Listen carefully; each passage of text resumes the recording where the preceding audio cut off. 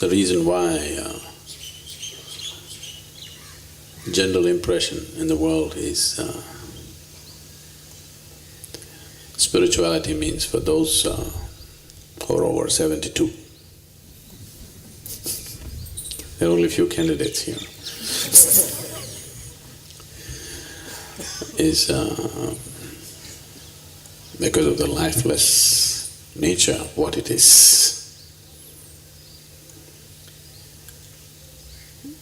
At the same time, you know, this shows how confused humanity has been on these aspects.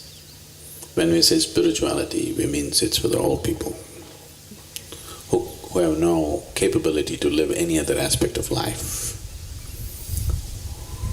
If you can't eat properly, if you can't live properly, if your head has begun to shake, then go sit with the guru and talk something spiritual. But at the same time, when we say somebody is spirited, it means he's full of life, isn't it? So, if being spirited is being full of life, being spiritual must be enormous amount of life, isn't it? But unfortunately, it's generally got this impression because of the way it's been propagated, presented and misused in so many different ways. Anybody who is incapable of life generally gets labeled as spiritual. If you can't digest the food that you eat, you anyway don't eat. If you don't eat for 3 days, you should be spiritual. Actually, if you don't eat well, dress well, live well, you got to be spiritual. That's the general understanding. So,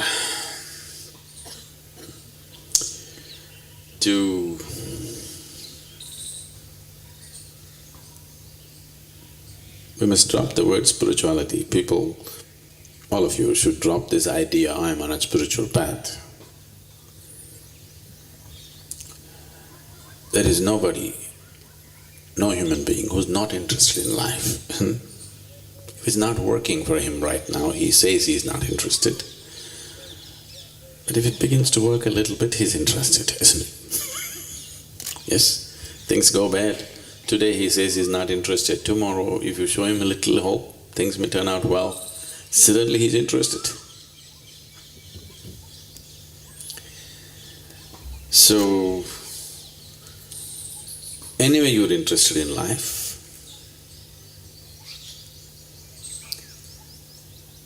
you better be interested in it totally. You better be involved in it totally and absolutely, otherwise life will torture you.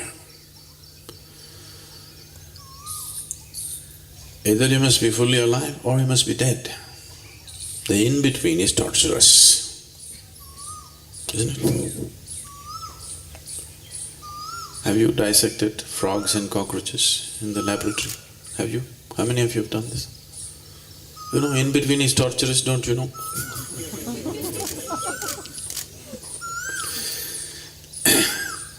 One part is working, another part is not working, is always torturous, isn't it? So people should not wait for life to become torturous and then try to become fully alive. Spiritual process means you are alive in all dimensions, not just in the physical dimension. Everything in you is absolutely, fully alive, lit up. If this doesn't happen, one way or the other, life will become torture. Nothing need to go wrong. In fact, if everything goes right, it becomes much more torturous rather than being something wrong. Because if something is wrong, you'll be fighting to fix it. It'll keep you busy. If everything is perfectly right with your life, you will become even more sick than something being wrong. Don't you see that? When everything is right, people are far more sick and suffering.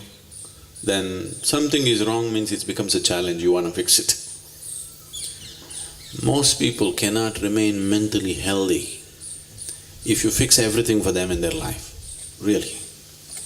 Just every aspect of their life, you fix it perfectly and give it to them, 60–70% of the population will become psychologically ill.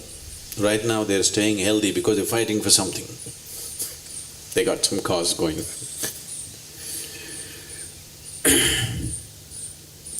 This losing interest in life is only when the energy is low. When you feel low like this, you go, enough, it's all right, what? That little burst of energy inside of you, you're interested. When you're keeping only parts of your life alive and try to fix it with outside support, this is how life will be. If something on the outside collapses today, you want to die. Because staying half alive is a very difficult thing to do. It's a very torturous thing to do. Only your physical body is alive. Only a part of your mind is alive. This is how most people are living. To be spiritual means everything in you is alive, absolutely. Now there is no choice about being alive or being dead, should I live, to be, not to be. To be or not to be is supposed to be a very intelligent question. It always sounded as the dumbest question to me. One who has not tasted life, one who knows only life by thought, only in his mind such questions will come. If you're alive to your fullest extent, to be, not to be will never come, because whatever happens you will be. Even if you jump into the Hogli, you still be. So, spiritual process is not for the dead or the dying. It's for those who are alive and who wants to become fully alive, absolutely alive, to be alive in all dimensions of who you are. If this doesn't happen, life will torture you in so many ways. It doesn't matter what you fix. It doesn't matter you fix up your finances, it doesn't matter you have insured relationships around you. Insured relationships are always torture anyway. Whatever you fix in your life, still life will torture you because you're half alive. So this idea we have to remove from the world that spirituality is for the dying. It's for the living. Nobody is dying. Everybody is living. You can either live with the body or without the body. Really. You can either live with what you have picked up from this planet, or you can live without it, but you're still living. So there are no dying ones on the planet. There are only living ones. Some people are preparing to pay back their loan that they gathered from Mother Earth. Some people are trying to hold it for some more time. But you never know when she'll collect it anyway.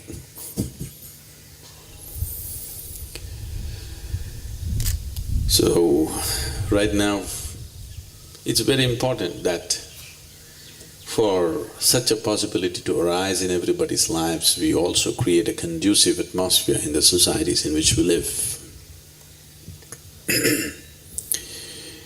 Why spiritual processes flourished in this part of the world is essentially because we created a situation where every human being could do what he wants. You need to understand this.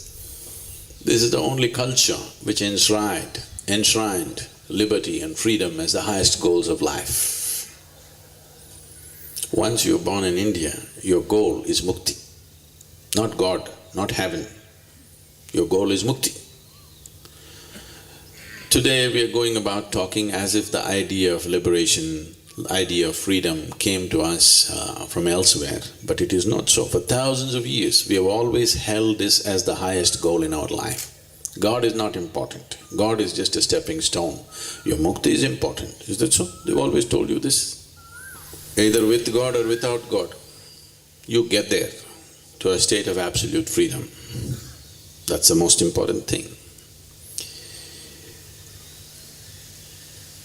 This was possible because the same sense of liberty we created in every aspect of life around us, that you could do whatever you want and still be a part of this society.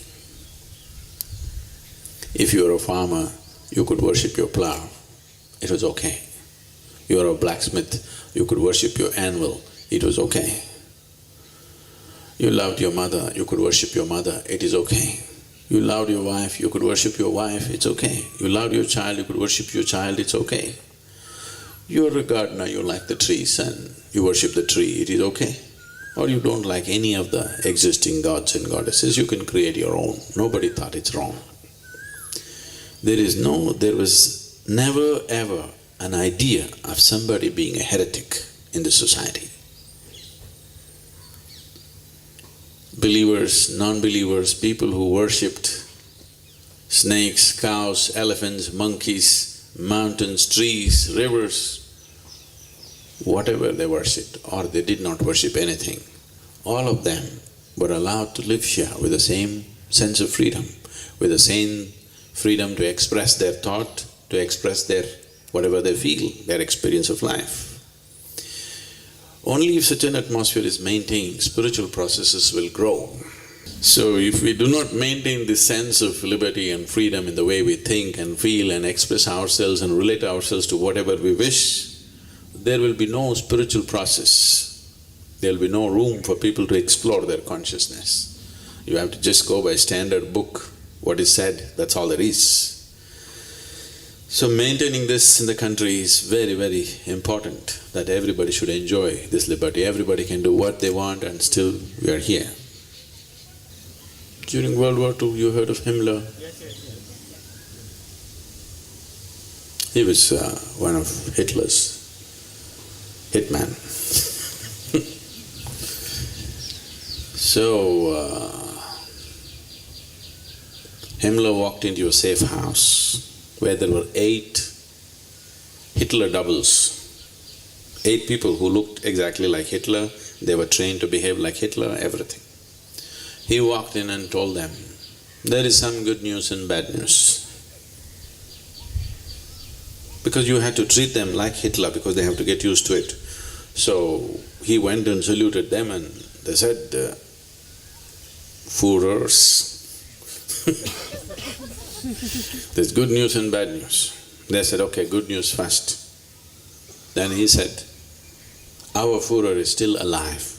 That's good news. They said, that's great. What's the bad news? Then he said, our Führer has lost his left eye. Okay. So, what happens around you will happen to you. You can't get away with it. What happens around you, what happens to India will happen to all the Indians, isn't it? So we need to, not for political reasons, for spiritual reasons also, we need to create situations, conducive situations around us.